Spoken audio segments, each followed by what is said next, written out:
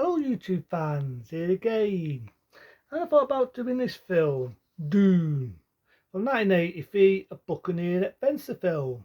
Now I've got to admit, I remember seeing the original art cover of this back in the golden days of 1983. Since they reported it on DVD, this has to be the laziest fucking cover I've ever seen. The laziest, look at it. You've got the fucking star, you've got the warrior, you've got the princess, you've got the Tylops, and you've got so on, right? Have you ever seen the original art cover? It was beautiful. You got the evil demon holding the princess, the warrior with the light fingers, the thrower, the lot. But it's still not bad. It's got a lot of good features on it. It's got the original making back in the day, trailers, posters, the lot. And had a lot of good actors in this. You know, you've got a very long Ray Wins, not Ray Winston, a very long lot of everybody, a lot of well-known actors. You know what I mean? You got a lot of well-known actors in it, and their big break in that there of Duel. It's typical Buccaneer adventure film, sword and sorcerer, but I like this one. I like it.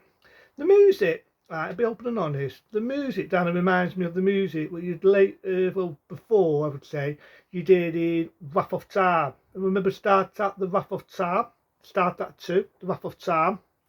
Does have a similar type of music when it opens up. It also reminds me a bit of Search for Spock, even though they've come out one day before that. But it's just a typical adventure film. You've got him here, who's the prince. He's about to marry his beautiful princess. Well-known British actress. And again, the only thing that pisses me off is the double voice. Her voice, right, is beautiful, it's light, it's a lovely, soft British voice. Why did they dub her fucking voice to someone who does not sound bugger all like her? I don't get why they dubbed the voice, but it is what it is. So they're going to get married, they've got this evil army, they run out, and they adopt the princess for the evil demon. So it's like you sort of find the princess.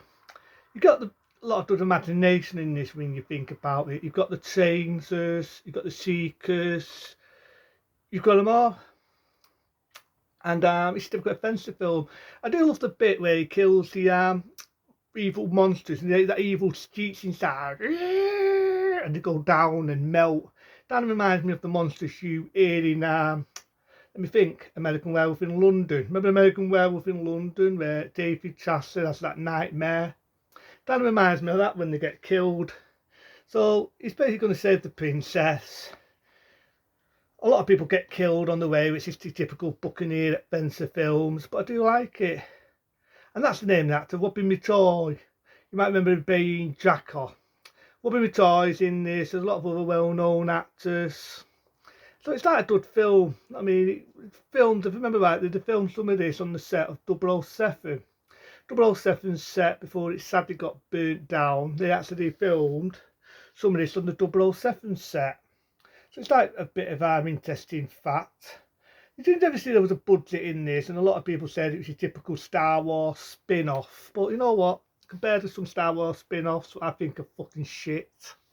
This one, I don't. This to me is Lord of the Rings. Fuck Lord of the Rings. I know there's people that love Lord of the Rings and they praise it and go down on it like it's the best thing ever. This to me is Lord of the Rings. It has a good running time, has a good adventure feel to it, and I love it. So they're going after the princess and he gets that thing, it's like a fistbee, and he throws it and it kills them all. The only thing is, I just love him to use the fistbee a lot more. He only uses it here and then. Ultimately he puts his hand in fire to get it. You get that beautiful adventure feel of music. See, that's what's, in my eyes, that is what's wrong with adventure films today. They do not have that Buccaneer adventure feel to it. This, on the other hand, does have a Buccaneer adventure feel to it, and that's why I love it. So I don't like it. It's not a bad film. So he goes out, him and her have the same powers. So like I say, go into these tombs, some of them get killed, and he actually has the powers, she has the powers. It makes the fist be pointless because before it gets stuck in the monster, doesn't do fucking diggity dee. But they use the powers, they both defeat the monster, they get out of dodge. You do get the beautiful voiceover, which is like typical films of that era, where you do hear the wonderful voiceover saying they'll ride and have an adventure another time, but it'll be another story. It's just like typical of that era. And it ends that beautiful theme tune what you hear in the film. And again, as me wondering, has me wondering whether the people who did the music to this were the same people who did the music to Star Trek 2, The Wrath of Time, what come out one day before this, and would also one day after this do the music for Star Trek 3, The Search for Spot.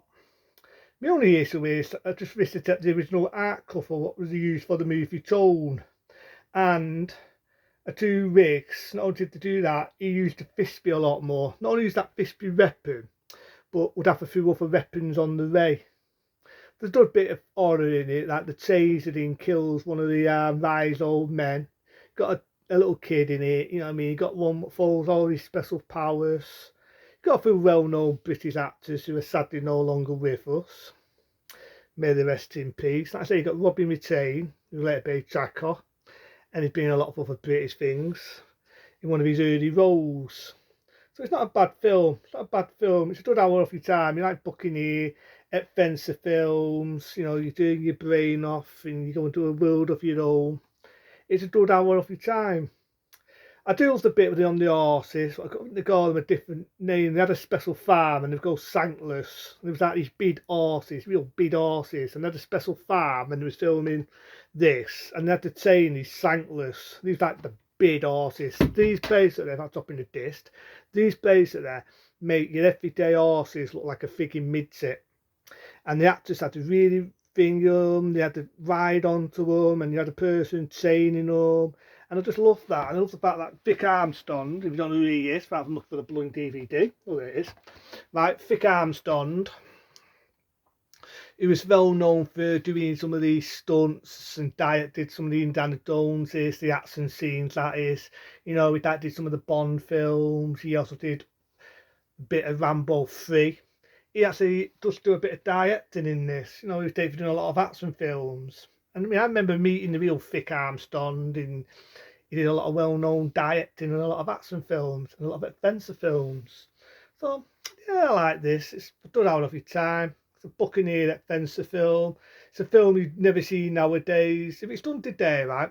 If it's done today, I'll try and see it with shitty CDR. CDR, fucking CDR. This on the other hand, there's no CDR in it, and that's why I love it. So it's a good hour of your time. If you like Buccaneer adventure films, go with this film, Tron, from 1983. It's a good one. A 10-star rating into them. Be smart, be safe, and I'll see you later for some more movies and some more movie reviews. See you later.